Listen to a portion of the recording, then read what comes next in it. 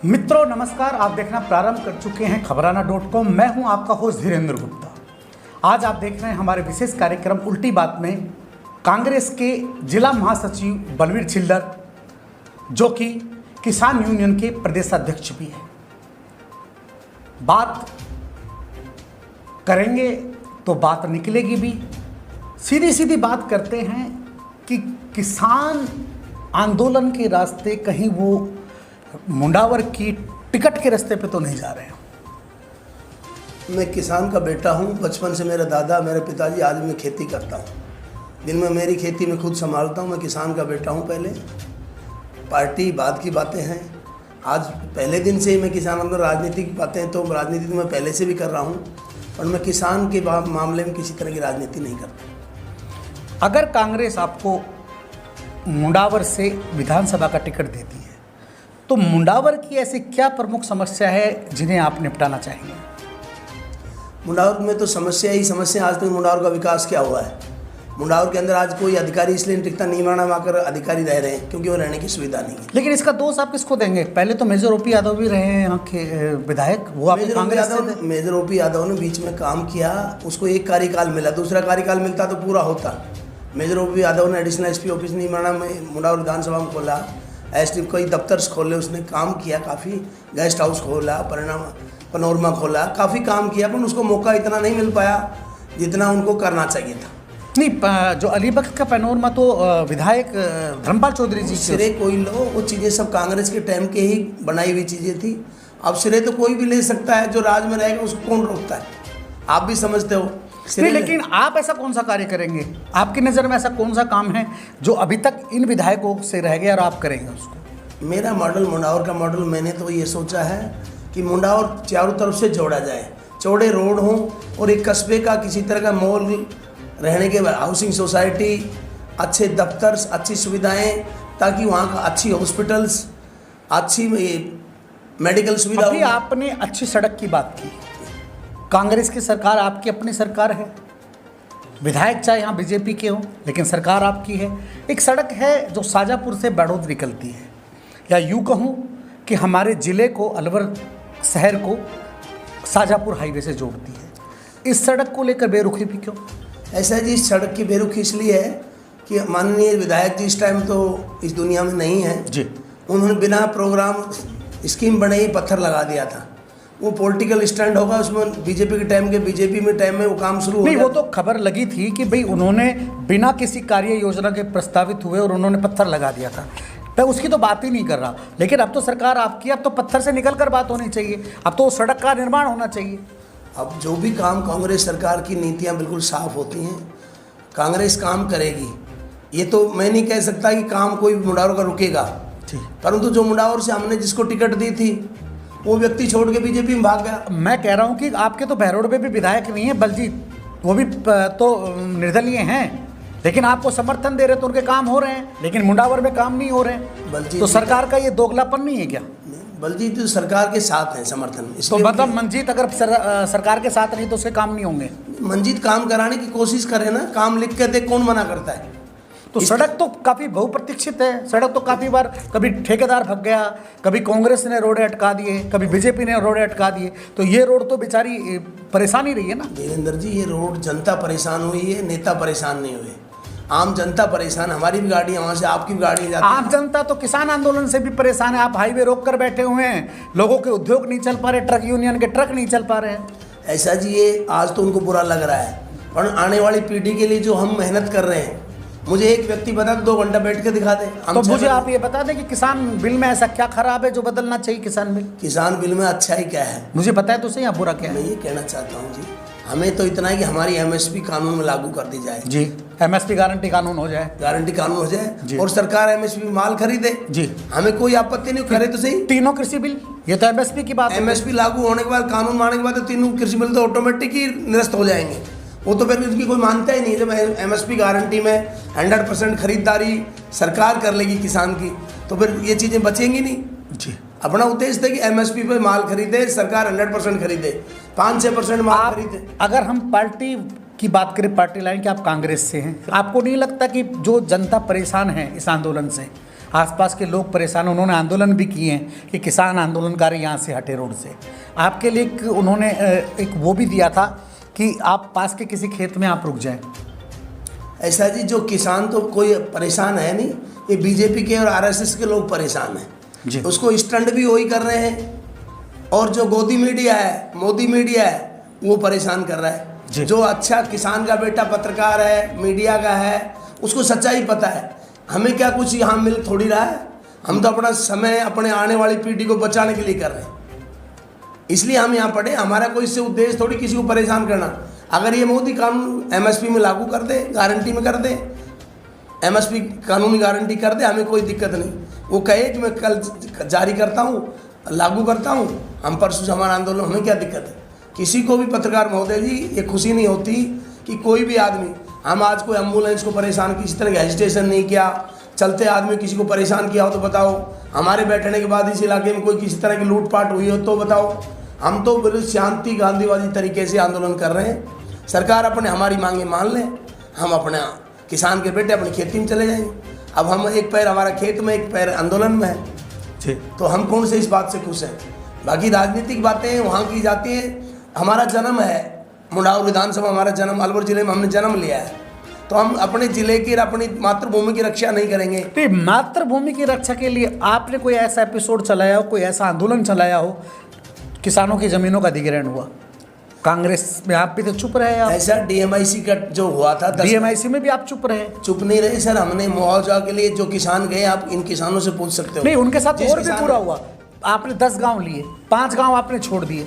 अब 5 गांव उस समय छोड़े जब किसानों का जमीनों से मोह भंग हो चुका था, ना तो उन्हें मुआवजा मिला, ना उन्हें जितने दिन तक अधिग्रहण रही भूमि उसका कोई उनको पैसा मिला। सर ये सेंट्रल गवर्नमेंट की योजना थी, लेकिन सेंटर के अंदर कांग्रेस सरकार चलेगी। लेकिन वोट तो राज्य सरकार ने भी लिए थे सर। ये जो डीएमआईसी की योजना थी, ये 5 महानगर बनाने की योजना थी, सेंट्रल गवर्नमेंट की थी जी।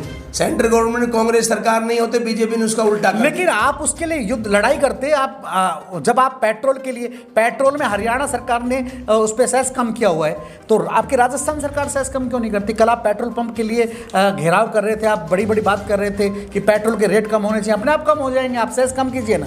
सर सेस से कोई 1 रुपये 1.5 रुपये की बातें नहीं ये हरियाणा सरकार ने 10 रुपए का फर्क कैसे आ रहा है? सर वहाँ तो जो सरकारों का रेट का चक्कर नहीं है, हर स्टेट गवर्नमेंट अपनी अपनी पॉलिसी रखती है। तो वो पॉलिसी राजस्थान सरकार को किसने मना किया? राजस्थान अशोक गहलोत जी ने पिछला दिन रेट कम किए। तो अब कितने 10 रुपए कम आप बराबर कर दीजिए ना, हरियाणा और राजस्थान को बराबर। तो जो मार्जिन मिलता है सर, हमारे पास एक आंकड़ा है, करीब यहाँ पर प्रतिदिन 25 लाख लीटर जो डीजल पेट्रोल है वो राजस्थान की सीमा में हरियाणा से आता है। उससे सर आने वाली पीढ़ी, ये जो स्मगलिंग हो रही है तेल की, हरियाणा से लेकर राजस्थान में बेचा जा रहा है, सारी फैक्ट्री। तो इसका दोषी कौन है? इसके दोषी तो सर मैं तो ये कहूँ प्रशासन है। आप सरकार क्यों नहीं है? सरकार सेस कम करे, हरियाणा के बराबर रेट करे। सरकार तो प्रशासन को कई बार इंस्ट्रक्शन दे चुकी कि बॉर्डर पर कोई गलत अवैध गतिविधियों को रोका जाए। नहीं, गतिविधियों को रोका जाए, लेकिन उस रेट को तो बैलेंस कर सकती है सरकार। रेट तो सरकार ने पिछले दिन अशोक गहलोत जी ने रेट कम करने के लिए कितने रेट कम किया आप मुझे बताएं? कोई आंकड़े हो आपके पास? नहीं, आंकड़े मैं देता हूँ आपको। आंकड़े सर मैंने उस दिन मेरे सामने की बात है, रेट को 1 रुपये कम किया था लगभग। अभी सचिन पायलट और अशोक गहलोत में अदावत चल रही है, ये पावर गेम है। सचिन पायलट चाहते हैं कि पावर उनके पास रहे, अशोक गहलोत कहते हैं कि पावर उनके पास रहे। उसी पावर गेम में आपके अपने नेता भंवर जितेंद्र सिंह जी, जो पूरे केंद्र मंत्री रहे, उन्होंने भी कहा है कि केंद्र को और सरकार को उनसे किए गए वादे पूरे करने चाहिए। आप कितना इत्तेफाक रखते हैं अपने नेता की बात से? हमारा नेता तो बिल्कुल साफ नेता है। आज तक उन्होंने कोई झूठ बोलना, कोई छोटी बात नहीं आज तक तो की है। अब उनकी सोच में नेताजी बड़े लेवल के नेता हैं, उनको तो मैं क्या कह सकता हूँ। बाकी जो फैसले लोग कर रहे हैं वो अपने लेवल पे ही करेंगे, उसमें तो मैं कोई किसी तरह का इंटरफेयर नहीं कर सकता।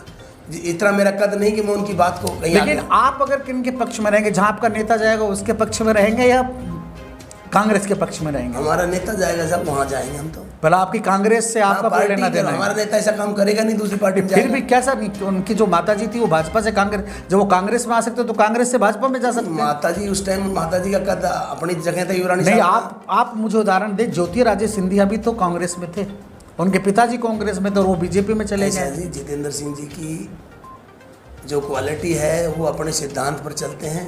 हम तो बड़ा आपका कहने का मतलब ये है कि ज्योतिरादित्य सिंधिया में क्वालिटी नहीं थी। वो पार्टी के, मेरा इस लेवल का बात नहीं कह सकता, उस लेवल के नेता की बात मैं नहीं कर सकता। उनकी सोच क्या थी, वो गए तो फिर वापस आ जाएंगे, कहाँ दूर की बात है। जो कांग्रेस छोड़ के गया वो दोबारा वापस कांग्रेस में आया है। ये तो आप देख रहे हो वेस्ट बंगाल में मुकुल राय कितना सीनियर नेता था, दोबारा टीएमसी में आ गया। बलजीत के प्रयास से बड़ौद को नगर पालिका बना दिया गया। शाहजहाँपुर जो कि बहुत बड़ा कस्बा है, वोट की अगर उससे देखा जाए तो नीमराना से काफ़ी बड़ा है वो, लेकिन हर बार इसकी अनदेखी होती रही। औद्योगिक क्षेत्र पहले यहाँ आया शाहजहाँपुर में, लेकिन 1982 में जब उद्योग आए तो लगातार शाहजहाँपुर की अनदेखी की गई और नीमराना पर पूरा ध्यान केंद्रित कर दिया गया। बिना समयावधि के प्लाट दिए गए। ये रहा कि बसने से पहले ही शाहजहाँपुर उजड़ गया। अब आपकी सरकार है, बात करते हैं कि भाई उप तहसील बनाने की तो कभी मांडन को बना दिया जाता है, गंडाला पे मेहरबानी कर दी जाती है। शाहजहाँपुर से बेरुखी क्यों, जबकि ये तो सिंह द्वार पर है। पत्रकार महोदय, आप एक फैसला कर लीजिए, शाहजहाँपुर को उप तहसील बनानी है या नगर पालिका बनानी है। इसके लिए हम कांग्रेस से सभी साथी मिलकर, आप बताइए क्या बनवाएंगे आप। मैं तो कहता हूं दोनों ही बने। तो फिर दोनों के लिए आपके क्या प्रयास रहेंगे। मेरा ये वादा है आपसे, सब तो सरकार है आपकी। आपके चैनल में मेरा ये, मैं खबराना.com में मैं ये कह रहा हूँ, इतना बड़ा कद तो मेरा नहीं है, पर जो हमारे नेता आदरणीय भंवर जितेंद्र सिंह जी हैं, ये बात आपने मुझे आज रखी है, ये मैं आपको दिल से प्रयास कर रहा हूँ, दोनों में से कोशिश करूँगा दोनों काम ही करवाने के लिए। आपके नेता का कोई ऐसा काम शाहजहाँपुर क्षेत्र के लिए जो यादगार हो सकता है। अलवर जिले का विकास तो सर भंवर जितेंद्र की, शाहजहाँपुर के लिए हाईवे पर है, हाईवे पर सिर्फ जिले की 20 किलोमीटर लगता है। शाहजहाँपुर का जो अंडरपास है नेताजी, सर मैं बताता हूँ, आप सुन सकते हो मेरी बात। सीपी जोशी मंत्री थे, भंवर जितेंद्र सिंह जी के पास मैं दिल्ली गया, मोलडिया का ब्रिज और शाहजहाँपुर का अंडरपास नहीं था। ये भंवर जितेंद्र, शाहजहाँपुर ने तो डिमांड की थी कि जिस तरह से बहरोड में बना उस तरह का यहाँ पे ब्रिज बने, और यहाँ पर जो लोग बेरोजगार हुए हैं, लाखों बेरोजगार, उनको कम से कम उनके नीचे रेडिया लगाकर किस तरह से। सर वो बहरोड का ब्रिज था पहले प्लान में, मोलडिया पुल प्लान में नहीं था, उसका पैदल का फुट लकड़ी का ब्रिज था ऊपर से मोलडिया का। सर जब ये उसको 13 करोड़ 25 लाख 2009 जनवरी में जब ये बनना शुरू हुआ था 6 लेन का निर्माण, उस समय कांग्रेस की सरकार थी।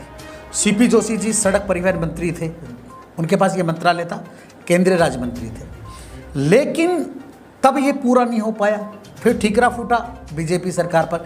बीजेपी गडकरी जी आए, उन्होंने भी वादा किया कि 2015 तक इसको बना देंगे, लेकिन वो भी पूरा नहीं हो पाया। आज स्थिति ये है कि हाईवे पर चल लो चाहे लोकल रोड पे चल लो, स्थिति बराबर है। सर 7 साल कांग्रेस सरकार, लास्ट टाइम चुनाव से 1 साल पहले तो कोई काम नहीं हुआ होगा मैं जी, परंतु 7 साल मोदी सरकार आप यहीं रहते हो, एक लेकिन सर 9 से 14 तक NH8 का तो सर 9 से 14 तक 5 साल में कांग्रेस पूरा नहीं कर पाई। 5 साल में सर जो प्लान था ठेकेदारों का, ये आपके ब्रिज बने कांग्रेस के टाइम में बने। सर कांग्रेस सरकार केंद्र में थी, सीपी जोशी जी राज्य के थे, वो मंत्री थे। 9 में निर्माण शुरू हुआ, 14 तक कांग्रेस सरकार थी।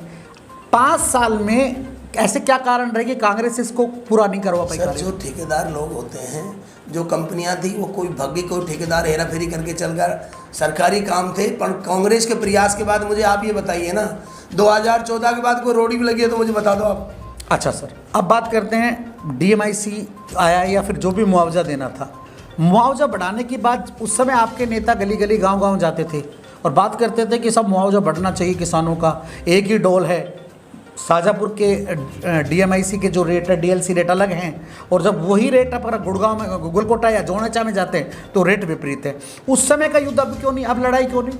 सर ऐसा तो सरकार आपकी है। हमने इस किसानों को ये कहा था कोई मुआवजा नहीं उठाएगा, मुआवजा कोई किसान नहीं उठाएगा, सबका एक साथ मुआवजा दिलवाएंगे। आप पता कर सकते हो, उसमें कुछ लोग ऐसे थे जिनकी ज़मीनों पे कब्जे थे और नाम उनके बोल रही थी, वो लोग मुआवजा उठा लिया तो कानूनी प्रक्रिया वहाँ ख़त्म हो जाती है। नेताजी एक बात, हरियाणा सरकार ने अभी एक नियम लागू किया है कि 70% युवाओं को स्थानीय जो उद्योग है उनमें रोजगार दिया जाएगा, लेकिन हमारे यहाँ पर तो जब डाइकन में मजदूर आंदोलनरत होता है या किसी भी कंपनी में आंदोलनरत होता है तो मैंने देखा है कि कंपनी के साथ आपके नेता खड़े हो जाते हैं, समझौता करने में आपके नेता खड़े हो जाते हैं। ऐसा जी, मैंने तो ऐसी प्रक्रिया पिछले दिनों भी आपके टाइम ध्यान है कि जब चुनाव का टाइम था लोकसभा का, ये डाइकन वाले लड़कों ने आंदोलन किया था, हमारा चुनाव हम राज्य सरकार में अगर आते तो ये बात कह सकते हैं। लेकिन राजस्थान में सरकार आई है तो मंत्री जी ने, भंवर साहब ने प्रोमिस किया था, और आज भी मंत्री जी आज कांग्रेस है ना सर, आज कांग्रेस है, वो तो आज भी आंदोलन उनका, समस्या वही है उनकी। सर रोज जो स्थानीय लोगों को आज भी रोजगार नहीं मिल रहा है सर। सर स्थानीय जो नेतागिरी कर रहे हैं, जो ठेकेदारी का काम कर रहे हैं स्थानीय लोग, वो मिलकर ठेकेदारों के साथ। सर आप उनका विरोध करो ना, आप भी तो कांग्रेस में। सर हम विरोध कर रहे हैं, मैं तो खुद कह रहा हूँ कि कोई भी आदमी मजदूर के साथ, हम मजदूर किसान के साथ खड़े हैं। नहीं, स्थानीय लोगों को रोजगार दिलाने में आप भी कानून बनाने में उनकी मदद कीजिए। आप आंदोलन तो होते हैं सरकार के खिलाफ। मैं तो जिस फैक्ट्री में लड़के, आज मैं कह रहा हूँ पार्ले रही, उसमें स्थानीय बच्चे हैं जी। रुचि रही थी फैक्ट्री जो पहले गिन्नी है, इसमें स्थानीय लोग हैं।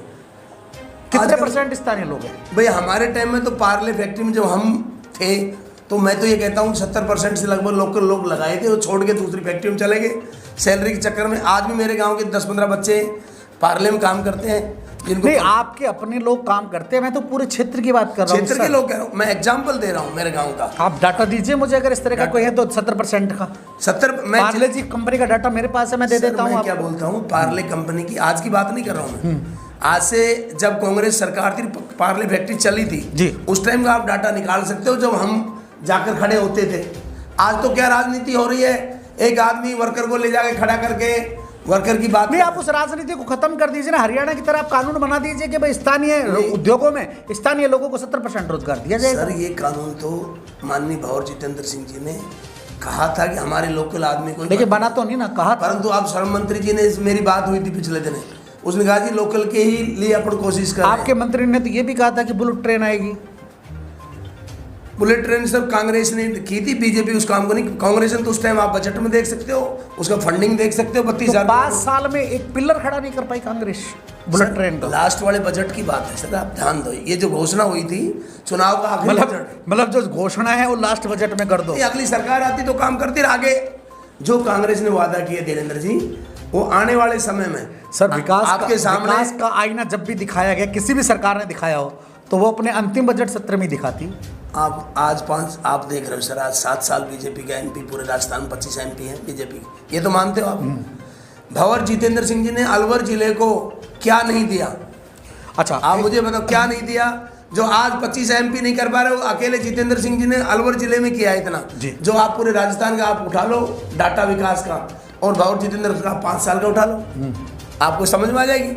नहीं, मैं तो जो नहीं हुआ उसकी बात कर रहा हूँ। हुआ उसके लिए उनका साधुवाद है, उनका धन्यवाद है, और लोग मानते भी कि उन्होंने काम किया, लेकिन जो नहीं हुआ मैं तो उसकी बात कर रहा हूँ। नहीं सर, इस जमाने में क्या गंदे लोगों की वैल्यू है, अच्छे आदमी की वैल्यू नहीं है जी।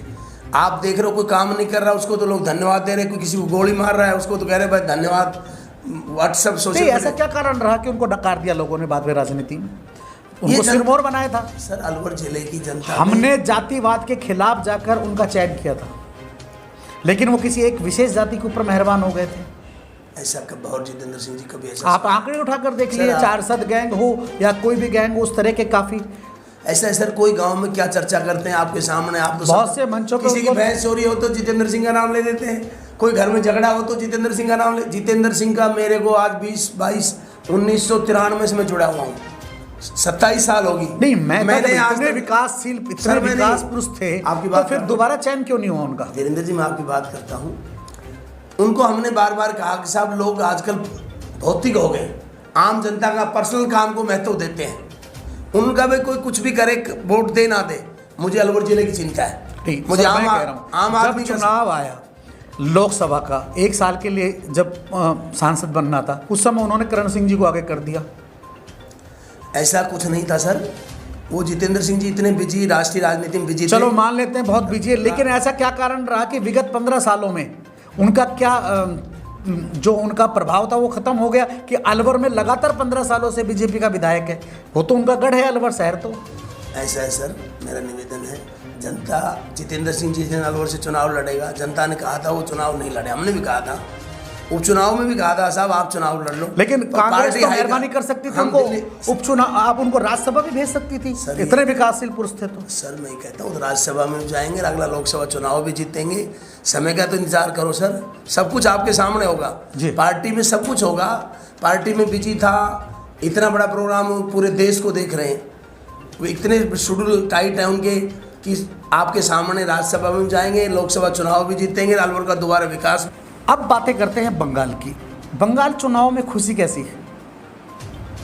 बंगाल में सब चुनाव की खुशी, बीजेपी को पहले दिन से पता था चुनाव हार रही है। नहीं, बीजेपी हारी कहाँ है? वहाँ तो 3 से 74 पहुंची है। बीजेपी तो हारी नहीं चुनाव। पूरे देश का धन बल का जो दुरुपयोग उन्होंने किया है, इस पैसे में सर बात कर रहे हैं अपन जश्न की। कांग्रेस ने जश्न किस बात का मनाया? इस बात का कि वहाँ 0 पे रह गई। यूरोप नहीं, कांग्रेस की देन, ममता का समर्थ कांग्रेस है। ममता जो, हमें तो बीजेपी खिलाफ काम, कांग्रेस का तो उद्देश्य था बीजेपी। नहीं, आप मानते हैं कि वोटर आपके कहने से ममता को वोट दे गया?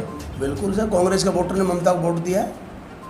तो इसमें कई किसान आंदोलन की भूमिका भी मानते हैं? बहुत बड़ी। अभी आपके ने राकेश टिकैत जी को बुलाकर मैडम ममता जी ने धन्यवाद दिया है। लेकिन आप इतना तो मानेंगे ना कि वो विपक्ष में खड़ा कर दिया। जहां आप थे, वामपंथ थी विपक्ष में, वहां आपने बीजेपी को खड़ा कर दिया, 3 से उनको 74 पे पहुंचा दिया। वो तो जीती है वहां पर।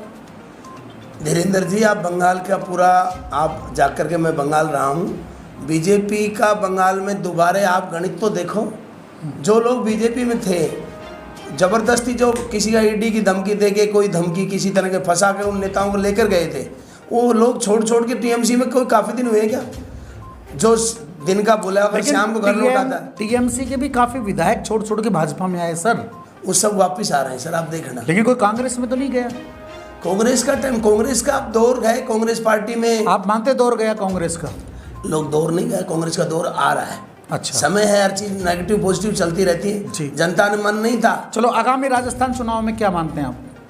अगले राजस्थान चुनाव में कांग्रेस सरकार आएगी सर, 100% मैं कह रहा हूँ, इसमें कोई शक ही नहीं। पूर्ण बहुमत से? पूर्ण बहुमत से आएगी सर। लेकिन अब तो अल्पमत से सरकार, जिस तरह के आपके झगड़े हैं, अभी देखते हैं डोटासरा जी और जिस तरह से शांति धारीवाल का झगड़ा लोगों ने देखा। ये सर कांग्रेस परिवार का मामला, घरों में, किसके घरों में झगड़े नहीं होते जी, ये तो परिवार है। लेकिन सार्वजनिक नहीं होते जी, घर के झगड़ा ये घर में मीडिया में जो सार्वजनिक, वो गोदी मीडिया ही कर रहा है, एक बात को बढ़ा के 4 बात लिख रहा है। बाकी परिवारों में तो हर घर में बर्तन बांझता रहता है, वो उसका समाधान भी होता रहता है। ऐसी कोई बात नहीं कि परिवार फट रहा है। चलो, आपसे जिस पर्सन से शुरू होते उसी पर्सन पे खत्म करते हैं। आप अगर विधायक बनते हैं मुंडावर के, तो आपकी प्राथमिकता क्या होगी?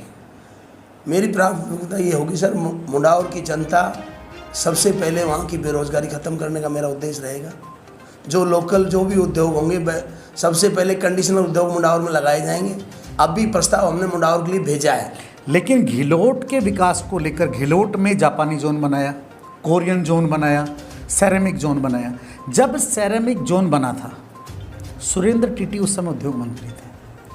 बात हुई थी कि भाई सेरेमिक जोन के लिए हम प्राकृतिक गैस के लिए पाइपलाइन बिछा देंगे, लेकिन आज भी वहाँ सीएनजी जो है वो सिलेंडरों से आती है। सर लाइन आप देख रहे हो, लाइन बिछा रहे हैं, आप बहरोड की तरफ से काम चालू हो गया है जी, आप देख सकते हो। समय तो लगेगा, सीएनजी की लाइनें जहाँ से कनेक्टिविटी कर रही है। लेकिन जिस दिन आपकी सरकार का अंतिम दिन होगा, तब तक वहाँ पे सुचारू हो जाएगी। पहले ही सर 1 साल में ये मिशन तो कंप्लीट हो जाएगा जी। गैस वाला मिशन तो इसी 2021 में ही खत्म हो जाएगा। मैं ठेकेदारों की गलतियां रहती, लोग कोरोना में लेबर नहीं आ रही थी, ये डिले होने का कारण भी कोरोना रहा है कि लेबर 1 साल से लेबर काम पर नहीं आ रही थी जी। लेबर आएगी तो तुरंत ये काम सब सैंक्शन पड़ी है, सब कुछ पड़ी है, पाइपलाइन पड़ी है, सब पे पाइपलाइन रोड पर आप देख रहे हो, जाते टाइम सब चीज़ें तैयार हैं। ये सब चीज़ें हर उद्योग को डेवलप, अलग से कमेटी बना दी आपको घिलोट के लिए, अपने जो DMIC का अलग से कमेटी IAS की बना दी, आपको पता होगा जी। वो कमेटी भी काम करे, परंतु कोरोना की वजह से पूरे देश की, स्टेट की स्थिति ये रही कि हर आदमी काम पर नहीं जा पाया, इतना बड़ा खौफ था। अब कोरोना लॉकडाउन खुला है, इसके रिजल्ट आपको बहुत जल्दी अच्छे मिलेंगे और सरकार भी बहुत तेज़ी से अपने जो जिम्मेदारियां हैं, राजनीतिक नियुक्तियां हैं, मंत्रिमंडल का विस्तार है, बहुत तेज़ी से कर रही है। लेकिन अब तक मंत्रिमंडल का विस्तार क्यों नहीं हुआ? सर ये कुछ कोरोना की समस्या रही है। आपसी मतभेद तो नहीं रहे उसको? कोई मतभेद ऐसा चलता रहता। मैंने आपको थोड़ी देर पहले, परिवार में झगड़ा किसके नहीं होता जी। माँ बाप बेटे को धमकाता है, छोटा बेटे लेकिन को जब विकास की बात है और उस समय सरकार झगड़ती रहे तो थोड़ा करता है लोग। इसका समाधान सर आपको जल्दी ही आपके सामने आ जाएगा। बड़े नेताओं का अखबार में आप भी पढ़ रहे हो। राजनीतिक नियुक्तियां होंगी, राजनीतिक नियुक्तियां भी होंगी, मंत्रिमंडल का विस्तार भी और विकास भी होगा। उसमें सचिन पायलट के में वो कितना, ये पार्टी का मैटर सर, मैं उस लेवल की बात नहीं कर सकता। तो बड़ी लेवल की बात है, पार्टी क्या करती है, कौन खेमा, परिवार एक बात निकली है तो दूर तलक जाएगी। कुछ इसी मिजाज में है बलबीर छिल्लर जी। आप देख रहे थे उल्टी बात में कांग्रेस के नेता बलबीर छिल्लर को। फिर अगले सप्ताह देखिए किसी ऐसी शख्सियत को हमारे साथ उल्टी बात में। तब तक के लिए हम लेते हैं आपसे विदा। जय हिंद।